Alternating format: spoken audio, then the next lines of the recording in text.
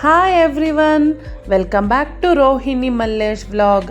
ಇದು ನನ್ನ day 7 vlog. So ಇವತ್ತಿನ ಸ್ಪೆಷಲ್ ಬಂದು ಭೀಮನ ಅಮಾವಾಸ್ಯೆ.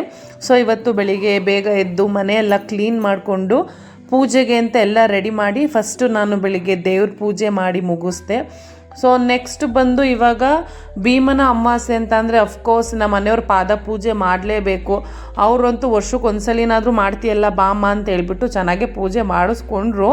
ಸೊ ಫಸ್ಟ್ ನಾನು ಅವ್ರ ಕಾಲನ್ನೆಲ್ಲ ತೊಳೆದು ನೀರನ್ನೆಲ್ಲ ತಲೆಗೆಲ್ಲ ಚುಮ್ಕಿಸ್ಕೊಂಡು ನೆಕ್ಸ್ಟು ಕುಂಕುಮ ಎಲ್ಲ ಅರಿಶಿನ ಕುಂಕುಮ ಎಲ್ಲ ಇಟ್ಟು ಪಾದಕ್ಕೆ ಹೂವು ಹಾಕಿ ಸೊ ಅವರು ನನಗೆ ಕುಂಕುಮ ಎಲ್ಲ ಇಟ್ಟರು. ಹಾಗೆ ಕಂಕಣ ಎಲ್ಲ ಕಟ್ಕೊಂಡು ನಾನಿಲ್ಲಿ ಯಾವುದೇ ವ್ರತ ಮಾಡ್ತಿಲ್ಲ. ಭೀಮನ ಅಮಾವಾಸ್ಯೆ ಅಂತ ಹೇಳ್ಬಿಟ್ಟು ನಾನು ಸಿಂಪಲ್ಲಾಗಿ ನಮ್ಮ ಮನೆಯವ್ರದ್ದೊಂದು ಪಾದ ಪೂಜೆ ಮಾಡ್ತಾಯಿದ್ದೀನಿ ಅಷ್ಟೇ.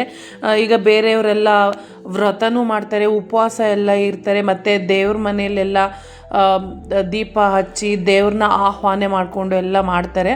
ಸೊ ನಾನು ಆ ಥರ ಏನಿಲ್ಲ, ನಾರ್ಮಲಾಗಿ ನಮ್ಮ ಮನೆಯವ್ರ ಪಾದ ಪೂಜೆ ಮಾಡಿ ಆಶೀರ್ವಾದ ತೊಗೊಂಡಿದ್ದಷ್ಟೇ. ಸೊ ಇದು ಭೀಮನ ಅಮಾವಾಸ್ಯೆ vlog. Thank you for watching. Bye.